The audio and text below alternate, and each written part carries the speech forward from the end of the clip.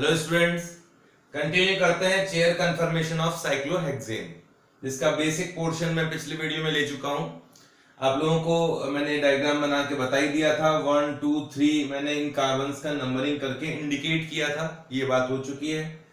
इस कार्बन को, इस ऑल्टरनेट कार्बन को थोड़ा सा प्लेन से ऊपर की ओर बनाया गया है। ये जिगजैग टाइप का स्ट्रक्चर है और ऊपर की ओर वाले जो ग्रुप्स हैं वो एक्सियल हैं। इस नीचे वाले कार्बन्स पे, इन ऑल्टरनेट नीचे वाले कार्बन पर जो नीचे की तरफ ग्रुप हैं वो एक्सियल हैं, रिमेनिंग ग्रुप्स इक्वाटोरियल हैं। ये बात हम लोग अच्छी तरह कर चुके हैं। अब मैंने ये बता दिया था कि इसमें कोई एंगल स्ट्रेन नहीं है, क्योंकि इसमें बॉन्ड एंगल की वैल्यू 109.5 होती है ना। ये लिखवाया था मैंने आपको, नो एंगल स्ट्रेन। यहां लिखता हूं, in chair conformation no angle strain. और रीजन क्या बताया था? Because it has bond angle की वैल्यू कितनी थी? 109.5 थी। ये बात हो चुकी है अभी यहां तक। अब इसमें टॉर्शनल स्ट्रेन की बात करें तो साइक्लोहेक्सेन में कोई टॉर्शनल स्ट्रेन नहीं होता है। तो शॉर्ट में लिख लीजिए, no torsional strain. There are no torsional strain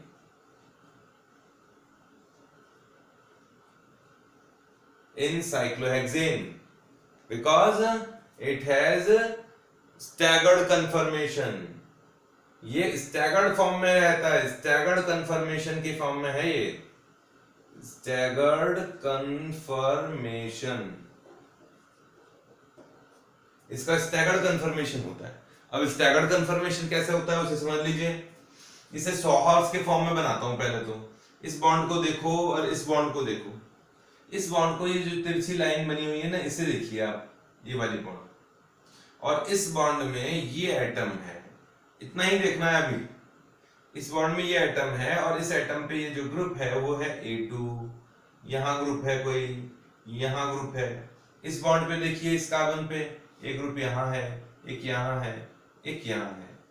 ठीक है, आपको ये स्टैगर्ड कन्फर्मेशन दिखाई दे रहा है। इसके जस्ट अपोजिट साइड ये है, इसके जस्ट अपोजिट साइड ये है, इसके जस्ट अपोजिट साइड ये है। ये स्टैगर्ड कन्फर्मेशन है। इसके सारे बॉन्ड स्टैगर्ड कन्फर्मेशन के फॉर्म में होते हैं। ये तो एक छोटा सा पोर्शन बना के दिखा दिया मैंने। इसके अलावा अगर इसमें न्यूमैन में भी रिप्रेजेंट करना चाहें तो वो भी आप कर सकते हैं, जैसे मैं बना के दिखाता हूं।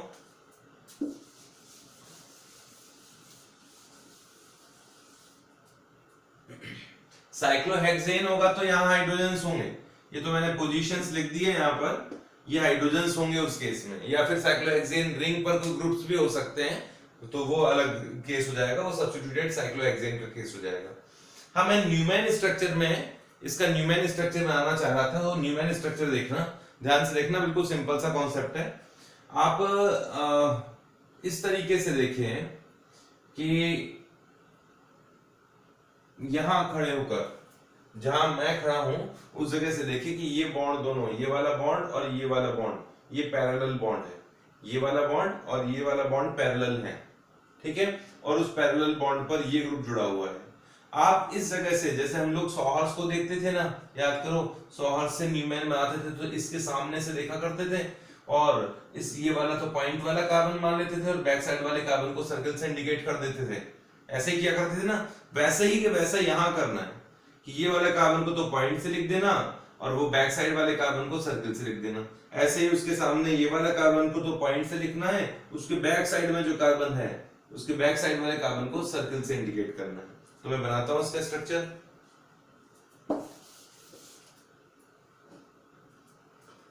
इस जगह से देख रहा हूं, इन दोनों बॉन्ड के पैरेलल सामने से, है ना। तो एक तो कार्बन मुझे यहां दिखाई देगा जो कार्बन नंबर 2 है, एक कार्बन मुझे यहां दिखाएगा जो कार्बन नंबर 4 है, और इस पर इस तरह से कार्बन है। ये कार्बन नंबर 4 है, ये कार्बन नंबर 2 है। कार्बन नंबर 2 और 4 पर एक ग्रुप अटैच्ड है। ठीक है, इस पर ग्रुप जो अटैच्ड है वो देखो, वो ग्रुप कौन सा अटैच्ड है? Third carbon. तो यहाँ कार्बन नंबर 3 से ये जुड़ा हुआ है, ये कार्बन नंबर 3 है। ठीक है, और इस पर यहाँ एक्सियल, ये इक्वाटोरियल, और इस पर, इस जगह देखिए, यहाँ एक्सियल और ये इक्वाटोरियल। अब अपन पीछे वाले कार्बन पे देखते हैं, इस कार्बन पर। इस कार्बन पर यहाँ ग्रुप है ए एक्सियल, और इस साइड में ग्रुप है इक्वाटोरियल, और नीचे की ओर भी ग्रुप है यहाँ। और ये वाला ग्रुप किससे जुड़ा हुआ है? इस बैक साइड वाले कार्बन नंबर 5 से। इस फोर्थ कार्बन के पीछे की ओर जो है वो कार्बन नंबर 5 है। इस 2 कार्बन के पीछे की ओर कार्बन नंबर 1 है। तो ये कार्बन नंबर 1 और ये कार्बन नंबर 4, ये कार्बन नंबर 1 और ये कार्बन नंबर 4 6 कार्बन से जुड़े हुए हैं नीचे की ओर।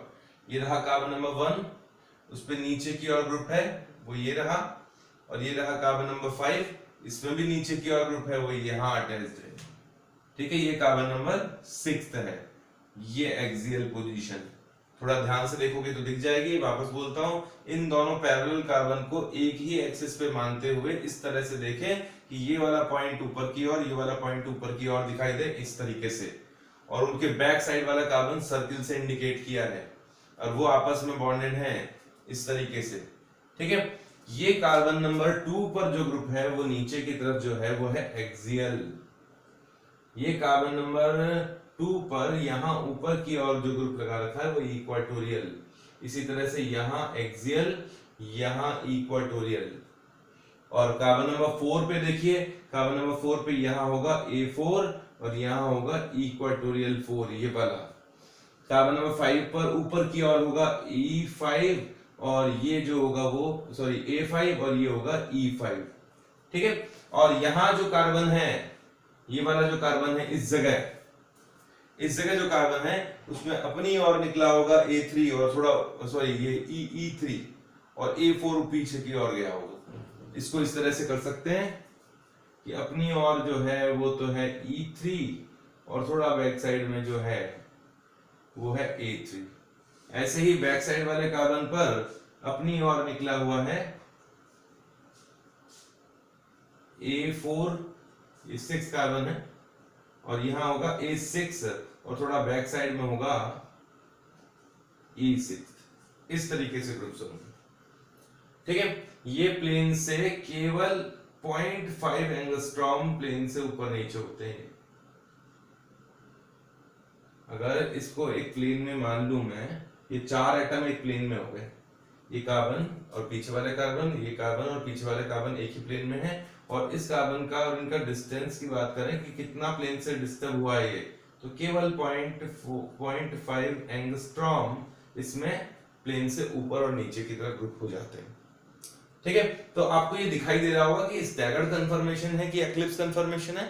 ये स्टैगर्ड कन्फर्मेशन है, केवल इतना याद रखना है कि स्टैगर्ड कन्फर्मेशन है। इतने ठीक है, 6 मेंबर रिंग है वो ठीक है।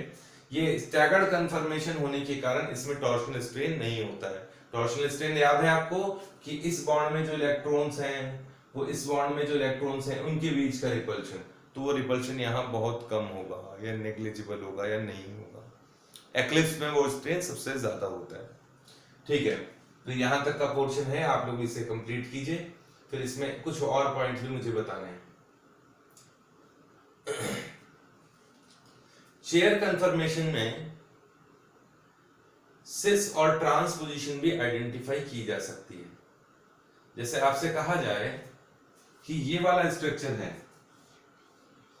ये साइक्लोहेक्सेन है, इसमें तो आप बहुत ही आसानी से बता दोगे कि ये ग्रुप के रेस्पेक्ट में ये ग्रुप सिस होगा, इस ग्रुप के रेस्पेक्ट में ये ग्रुप ट्रांस होगा। इसमें तो पहचान में आता है, सेम ग्रुप सेम साइड है तो सिस, अपोजिट साइड हो तो ट्रांस। इसमें पहचानना है, तो इसमें पहचानने का तरीका समझ लीजिएगा, ध्यान से देखिएगा। ये A1 है, A1 के रेस्पेक्ट में सिस अपन को देखना है, तो A1 ऊपर की ओर है, इस तरह से पहचानना। यहाँ भी तो ऐसे करते हो ना, ये ऊपर की ओर है, ये नीचे की ओर है, तो A1 ऊपर की ओर है, तो जो आपको रिलेटिवली ऊपर की ओर दिखाई दे वो इसके रेस्पेक्ट में सिस होंगे। तो A1 ऊपर है, यहाँ इन दोनों में से ये ऊपर है तो ये सिस हो गया इसके रेस्पेक्ट में। A1 के रेस्पेक्ट में ये सिस हो गया क्योंकि ऊपर है, इन दोनों में ये ऊपर है, तो A1 के रेस्पेक्ट में ये सिस है, ये वाला सिस है और ये वाला सिस है। ऐसे ही E1 के रेस्पेक्ट में सिस देखते हैं, E1 नीचे की ओर है तो नीचे की ओर वाले सिस होंगे, तो E1 के रेस्पेक्ट में ये सिस है, ये सिस है, ये वाला सिस है, ये सिस है और ये सिस है। इसके रेस्पेक्ट में ट्रांस कौन से होंगे, ये ऊपर की ओर है ना, इसके रेस्पेक्ट में E1 और A1 में ये A1 ऊपर है तो इसके रेस्पेक्ट में ट्रांस कौन से होंगे, ये ऊपर है तो नीचे वाले ट्रांस होंगे A2, E3, A4, E5 and A6। इसी तरह से E1 के रेस्पेक्ट में ट्रांस कौन है, E1 नीचे की ओर है तो ऊपर वाले ट्रांस होंगे E2, A3, E4, A5 and E6। ठीक है, तो अब अगला पॉइंट यही है, आइडेंटिफिकेशन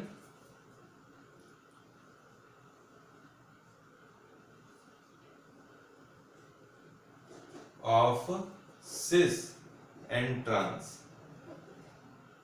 सिस ट्रांस पोजीशन आइडेंटिफाई करनी है, तो आप लोगों को पहले बताना है सिस पोजीशन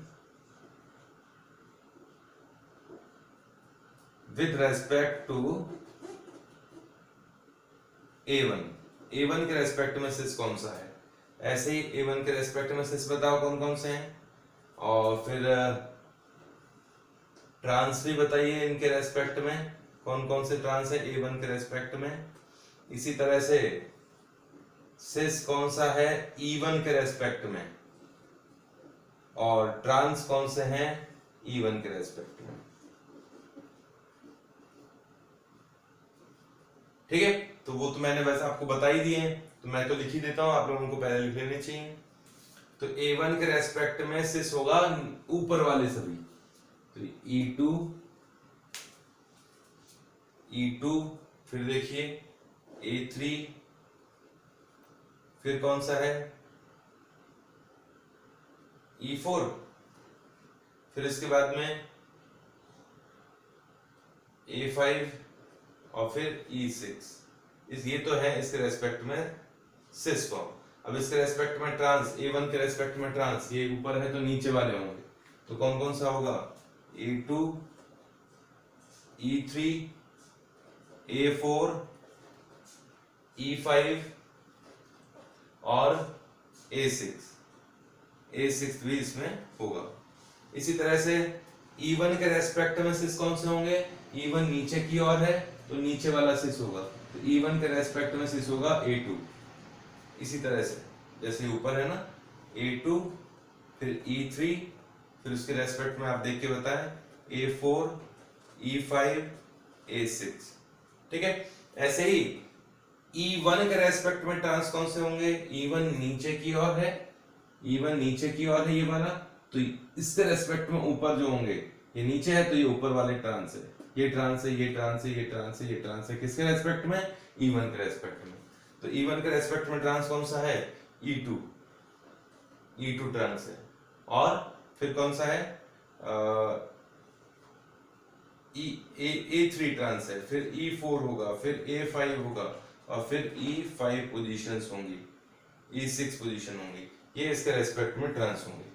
ध्यान से देख लीजिए, ऑल्टरनेट है, एक एक्सियल है तो दूसरा इक्वाटोरियल है। तो यहां तक आप लोग लिख लीजिए, फिर इसका आगे का पोर्शन भी लेते हैं, इसे मैं मिटाऊंगा। आगे लिखिए, these chair conformations, ये तो मैंने लिखवा ही दिया था, इंटरकन्वर्टेबल होते हैं, है ना, वापस लिखना है इसमें, तो फ्लिपिंग कहा जाता है इसे। these chair conformations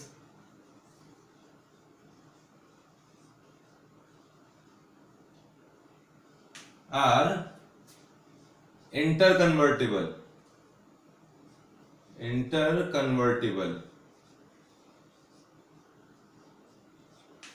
which is known as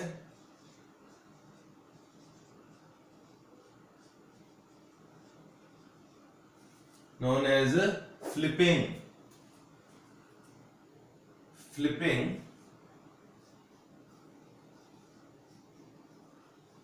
in chair form, flipping in cyclohexane।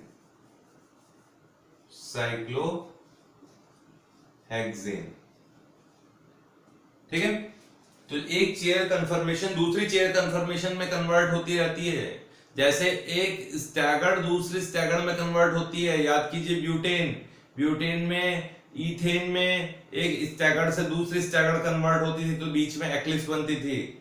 एक एंटी से, ब्यूटेन की बात करूं तो एक एंटी से दूसरी गॉस कन्फर्मेशन बनती थी तो बीच में एक्लिप्स बनती थी। ऐसे ही जब चेयर कन्फर्मेशन एक दूसरे में कन्वर्ट होती हैं तो बीच में और दूसरी कंफर्मेशंस बनती हैं जो बोट वगैरह जो मैंने बताई थी, है ना। And other confirmations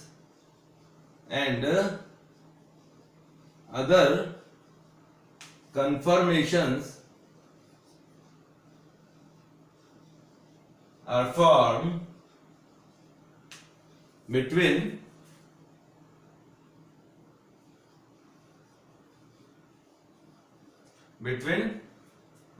two chair conformations. Two chair conformations. ठीक है, इन दोनों कंफर्मेशंस के बीच में एक चेयर और दूसरी चेयर कंफर्मेशन के बीच में और भी कंफर्मेशंस बनती है। ये तो ये हो गया फ्लिपिंग की बात। अभी बना के भी दिखाता हूं फ्लिपिंग क्या है। अच्छा, फ्लिपिंग में मतलब चेयर कंफर्मेशन से जब दूसरी चेयर कंफर्मेशन बनती है तो जो एक्सियल पोजीशन थी, जो एटम पहले एक्सियल पोजीशन पे था, कन्वर्जन होने के बाद में वो एटम इक्वाटोरियल पोजीशन पे दिखाई देता है। ऐसे कोई भी हो जो पहले एक्सियल पे था वो इक्वाटोरियल पे कन्वर्ट हो जाएगा और फ्लिपिंग के बाद में जो इक्वाटोरियल पे था वो एक्सियल में कन्वर्ट हो जाएगा। वो एक दूसरे में एक्सचेंज होते रहते हैं, है ना। देखिए, ड्यूरिंग फ्लिपिंग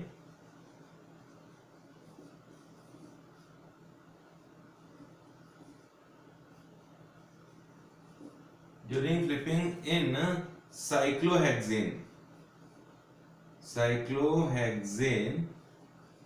या चेयर बोलना चाहिए, chair confirmation, during flipping in chair confirmation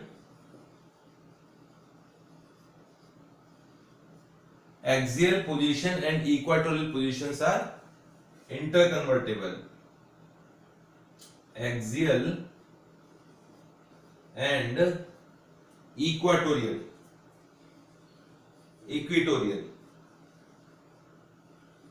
positions are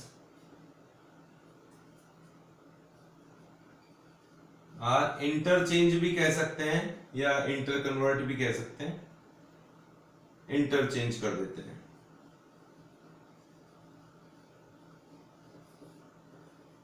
ठीक है, वो एक दूसरे में इंटरचेंज हो जाती है।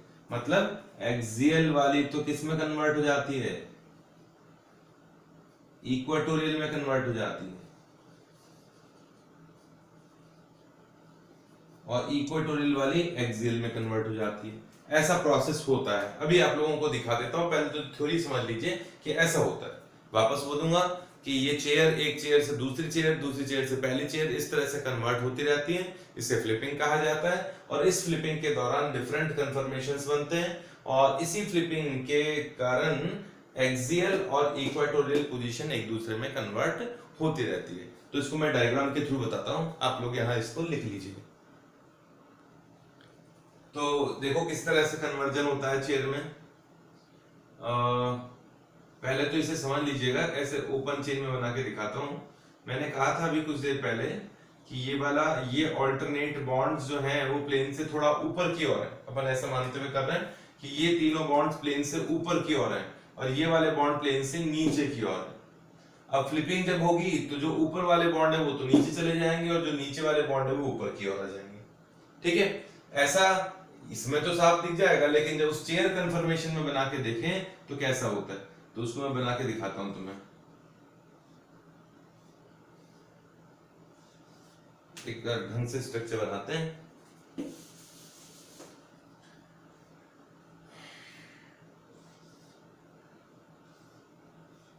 ये चेयर कंफर्मेशन है, वैसी दिख रही है कुछ। इसमें फ्लिपिंग हुई और फ्लिपिंग से ये दूसरी कंफर्मेशन में कन्वर्ट हो गई।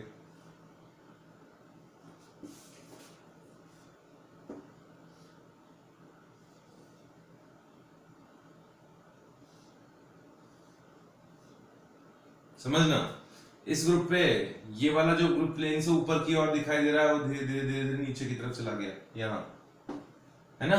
ये वाला नीचे आ गया, ये ग्रुप धीरे धीरे ऊपर की तरफ आ गया, ये वाला ये है। वास्तव में जो एटम प्लेन से ऊपर की ओर था ना, ये वाला ऐसे ऊपर की ओर निकला था, वो नीचे की तरफ चला गया और जो नीचे था वो ऊपर की तरफ आ गया। मानो यहाँ पर ए ग्रुप लगा हुआ था, ए तो नहीं करूंगा वो एक्सियल से होगा, तो एक्स वाई कर देते हैं। यहाँ एक्स था, यहाँ वाई ग्रुप था, यहाँ मान लीजिए अल्फा ग्रुप था, यहाँ बीटा ग्रुप था, यहाँ मान लीजिए यहाँ पी ग्रुप था, यहाँ क्यू ग्रुप था। ठीक है, ऐसे ग्रुप्स हैं। तो आप बताइए इनमें एक्सियल कौन है? एक्सियल ये है, एक्सियल ये है और एक्सियल ये है। ठीक है, अब फ्लिपिंग में क्या हुआ कि ये वाला जो बॉन्ड है वो खिसक के नीचे की ओर आ गया। इसको किस तरीके से बताऊं, एक मिनट। ये मान लीजिए कि ये एक प्लेन है, इस प्लेन में ये ग्रुप्स लगे हुए हैं और यहाँ ये वाला प्लेन मान लीजिए, ये वाला प्लेन तो है, ये प्लेन है यहाँ। ठीक है, इस जगह और इस जगह इस कार्बन पर ये ग्रुप जुड़ा हुआ है जो कि इसका एक्स वाई वाले कार्बन से जुड़ा हुआ है, यहाँ से ऊपर की ओर। आपको दिखाई दे रहा होगा, ये प्लेन में है, यहाँ से ऊपर की ओर ग्रुप जुड़ा हुआ है और ये चेयर में यहाँ से नीचे की ओर ग्रुप है ना। ये ऊपर की ओर है और ये वाला बॉन्ड ऐसे नीचे की ओर अटैच्ड है। तो इसमें यहाँ जो ग्रुप है वो ग्रुप यहाँ के जो बॉन्ड है वो धीरे धीरे नीचे की ओर आ गए, ये नीचे की तरफ आ गए और जो नीचे थे यहाँ वो ऊपर की ओर आ गए, इस तरीके से। तो अब बताइए यहाँ ये जो ग्रुप नीचे की ओर आ गया तो यहाँ x और y है और उस इस कार्बन के साथ साथ ये भी तो नीचे आएंगे ऐसे, है ना। जो x ऊपर है यहाँ, अब वो कहाँ पहुंच जाएगा आप समझिए, इस जगह पहुंच जाएगा। ये कार्बन नीचे आ गया, x कहाँ होगा, इस जगह, y कहाँ होगा, इस जगह। अरे जो ग्रुप ऊपर है वो ऊपर ही रहेगा, वो जो ग्रुप नीचे है वो नीचे रहेगा। केवल ये कार्बन ने अपनी पोजीशन, मतलब कार्बन ऊपर से नीचे की तरफ आ गए, तो ये तो x इसी जगह रहेगा, y इसी जगह रहेगा। यहाँ ये वाला ग्रुप देखो, ये वाला जिसपे अल्फा बीटा थे, तो इसमें ये बिल्कुल ऊपर की तरफ बनाते हैं। याद करो इस पर कहाँ बनाते थे, ये चीज आनी चाहिए हमें। जो ग्रुप ऊपर की ओर है, ये कार्बन ऊपर की ओर है, बिल्कुल सीधा ऊपर बनाना है इससे, ये सीधा ऊपर एक्सियल बनाना है यहाँ भी इस तरह से। तो यहाँ ग्रुप है एक्स अल्फा बीटा, तो अल्फा तो यहाँ रहेगा और बीटा यहाँ रहेगा, है ना। यहाँ ग्रुप कौन सा है, इस जगह, इस कार्बन पर नहीं, ये कार्बन नहीं है, ये वाला कार्बन तो इस एक्स वाई के बाद वाला था, तो एक कार्बन और ये वाला कार्बन है। तो इसमें ये पी ग्रुप नीचे है और ये क्यू ग्रुप ऊपर है, तो ये क्यू रहा और ये पी रहा। अब देखो इसमें एक्सियल कौन सा था, एक्स अल्फा और पी क्यू, और यहाँ कौन है, वाई और बीटा और पी, ये एक्सियल है। कहने का मतलब एक्सियल पोजीशन इक्वाटोरियल में और इक्वाटोरियल पोजीशन एक्सियल में कन्वर्ट हो जाती है। ठीक है, इसको इसमें इस तरीके से समझिएगा, ये मॉडल में भी समझाने की कोशिश करता हूं।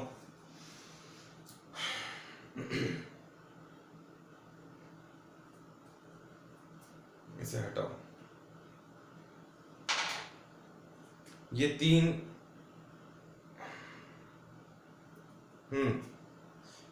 फर्स्ट सेकंड थर्ड, ये तीन कार्बन थोड़ा सा प्लेन से ऊपर की ओर है, प्लेन से ऊपर की ओर, ये नीचे, ये ऊपर, ये नीचे, ये ऊपर और ये नीचे।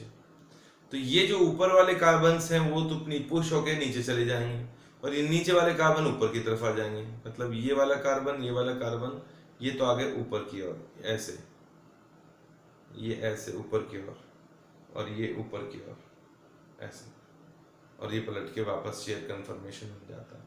आपको थोड़ा सा दिखाई नहीं दे रहा होगा पर आप इसे समझिएगा इस तरीके से, ये तीनों वापस चेयर कन्फर्मेशन है। आपको साइड व्यू दिखाई दे तो ये चेयर कन्फर्मेशन जैसा ही दिखाई देता है, चेयर ही है ये।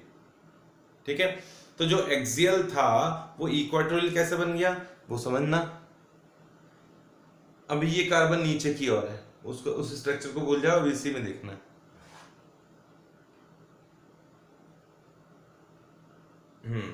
ये ग्रुप और उससे ये ऊपर और ये नीचे की तरफ है ना, ये नीचे की ओर है। ये वाला पोजीशन है इक्वाटोरियल और जो नीचे होता है उसमें नीचे की तरफ जो होता है वो एक्सियल। तो अब इस एक्सियल ने कैसे बनाया होगा, ऐसे ऊपर आ गया होगा, इसी तरह से आ जाएगा।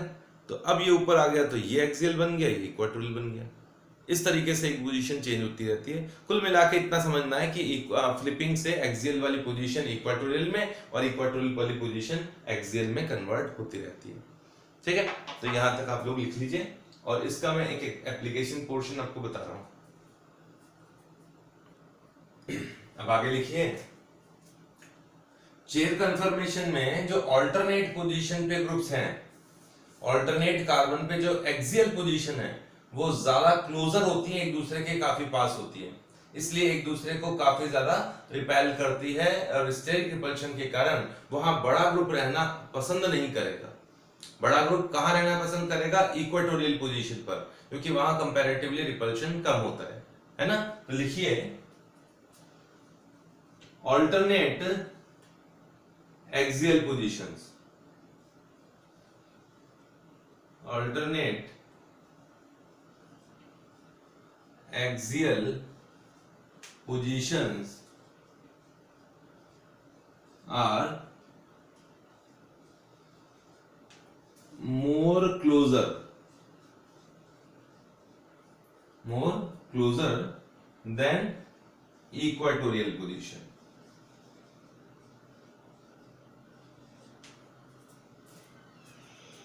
इक्वेटोरियल पोजीशन,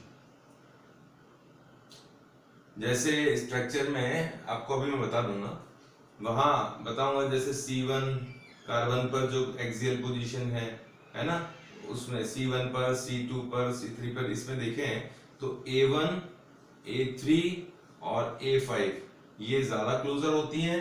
इसी तरह से A2, A4 और A6 ये पोजीशंस ज्यादा क्लोजर होती हैं, ठीक है। इस कारण से इनमें रिपल्शन भी काफी ज्यादा होता है। Alternate axial positions are more closer than equatorial positions, जो कि ये हैं। So sterically hindered position, so these positions means axial positions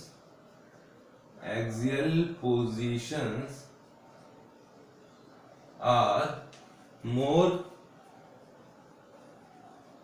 steric hindered positions. Steric hindrance बताया था, बड़े ग्रुप्स के बीच का जो रिपल्शन है वो स्टेरिक हिंड्रेंस है, हिंडर्ड पोजीशंस, ठीक है। इन पोजीशन पे स्टेरिक हिंड्रेंस ज्यादा होगा, तो कभी भी बड़ा ग्रुप कहां रहना पसंद करेगा? इक्वेटोरियल पोजीशन पे, ना कि एक्सियल पोजीशन पर। इसलिए क्या होता है कि बल्की ग्रुप्स हमेशा, स्टेरिक हिंड्रेंस होगा तो बल्की ग्रुप हमेशा इक्वेटोरियल पोजीशन पे ज्यादा स्टेबल होगा, ठीक है। सो these axial positions are more sterically hindered positions. So positions, therefore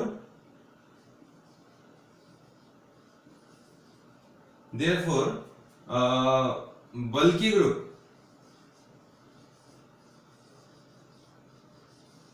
is more stable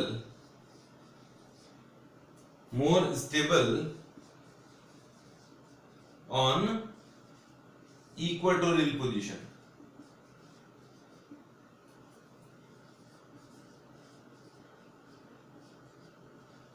ठीक है। जैसे यहां अगर मैं ग्रुप्स की बात करूं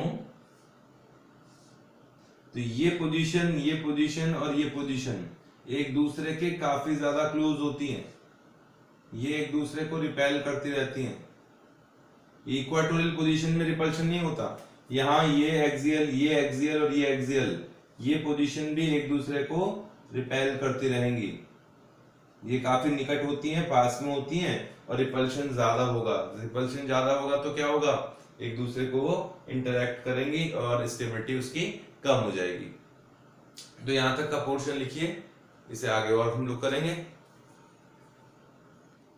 तो इसी कॉन्सेप्ट के बेसिस पर एक एग्जाम्पल करते हैं। हम बनाते हैं मिथाइल साइक्लोहेक्सेन का स्ट्रक्चर। हेक्सेन का कंफर्मेशन में आते हैं, मोस्ट स्टेबल कंफर्मेशन चेक करेंगे। ये है साइक्लोहेक्सेन और इस साइक्लोहेक्सेन पर मिथाइल ग्रुप अटैच्ड है, ठीक है। मिथाइल हमें कहीं लगाना है इसमें, तो यहीं मैंने मिथाइल लगा दिया, यहाँ H है, यहाँ मिथाइल है, दिखाई दे रहा होगा। यहाँ इक्वेटोरियल पोजीशन पर मिथाइल है, ये वाली पोजीशन इक्वेटोरियल है, ये वाला एक्सियल है। तो मैंने आपको बताया था कि रूम टेम्परेचर पे ये एक दूसरे में इंटर कन्वर्ट होते हैं, क्योंकि है ही कंफर्मेशन, कंफर्मेशन का मतलब ही यही है कि रूम टेम्परेचर पे एक दूसरे में कन्वर्ट होंगे। तो इसमें फ्लिपिंग होगी, मतलब इसमें इंटर कन्वर्जन होगा, एक चेयर से दूसरी चेयर बनेगी, ये ग्रुप नीचे की तरफ आएगा, ये CH2 ऊपर की तरफ आएगा, है ना। और ऐसा करने से जो मिथाइल है वो कहां पहुंच जाएगा, अभी तो इक्वाटोरियल पर है, फिर वो एक्सियल पे पहुंच जाएगा। तो कुछ इस तरीके का स्ट्रक्चर बन जाएगा। ये वाला कार्बन नीचे की ओर झुक गया, ऐसे के ऐसे नीचे की तरफ चला गया, नीचे की तरफ चला गया तो मिथाइल यहां हो गया और यहां H हो गया, ठीक है। यहां पहले ये इक्वाटोरियल पोजीशन पे था, अब ये कहां पहुंच गया है, एक्सियल पोजीशन पर। एक्सियल पोजीशन कंपैरेटिवली कम स्टेबल होगी, तो ये इक्विलिब्रियम चलता रहेगा, लेकिन ये किस डायरेक्शन में ज्यादा फेवरेबल है, बैकवर्ड डायरेक्शन में, है ना। ये बैकवर्ड डायरेक्शन में ज्यादा फेवरेबल है as compare to axial position. ये मोर स्टेबल है, ये मोर स्टेबल है और ये लेसर स्टेबल है। क्यों लेसर स्टेबल है, क्योंकि इस एक्सियल पोजीशन को इन ऑल्टरनेट वाली पोजीशन पे जो ग्रुप्स हैं या हाइड्रोजन हैं उनसे भी रिपल्शन होता है। ये कंपैरेटिवली क्लोजर है, जबकि यहां ये रहेगा तो ये ज्यादा डिस्टेंस पे रहता है, इसलिए इसकी स्टेबिलिटी ज्यादा होती है, ठीक है। अब ये अगर ज्यादा स्टेबल है तो मेरे को इनकी परसेंटेज वैल्यू याद है कि 25 डिग्री सेल्सियस पर ये 95% होता है और ये केवल 5% होता है, केवल 5% होता है। अगर इसके इक्विलिब्रियम की वैल्यू पूछी जाए तो भाई के इक्विलिब्रियम कैसे निकाला जाता है, प्रोडक्ट की कॉन्सेंट्रेशन डिवाइड बाय रिएक्टेंट की कॉन्सेंट्रेशन। तो प्रोडक्ट की और रिएक्टेंट की कॉन्सेंट्रेशन यही तो रहेगा डिफरेंस, यही रेशियो रहेगा, 1:19 का रेशियो हो गया, 19 हुआ, 1:19 का रेशियो हो गया। मतलब ये इसमें के इक्विलिब्रियम की वैल्यू 1 से काफी कम आएगी। क्लियर हो गया, ठीक है। अब मैं कह रहा हूं कि ये तो खैर मेरे को याद था, डेटा आपको लर्न नहीं करना, रटना नहीं है। मैं कह रहा हूं सबसे छोटा हाइड्रोकार्बन वाला एल्काइल ग्रुप है मिथाइल, और मिथाइल में भी ये 95% है, तो इथाइल होगा तो एक्सियल पे नहीं रहना चाहेगा, तो वहां 95 से भी कुछ ज्यादा हो जाएगा। प्रोपाइल होगा तो और ज्यादा हो जाएगा, और ये टर्शरी ब्यूटाइल होगा तो बहुत ही ज्यादा हो जाएगा अगर इस पोजीशन पर है तो। यहां तक कि टर्शरी ब्यूटाइल ग्रुप तो इक्वाटोरियल पोजीशन पे रहता है, एक्सियल पे तो नहीं जाता, यही मान लीजिए। एक्सियल पोजीशन पर तो पहुंचेगा ही नहीं, वो पहुंचते तुरंत इसमें कन्वर्ट हो जाएगा।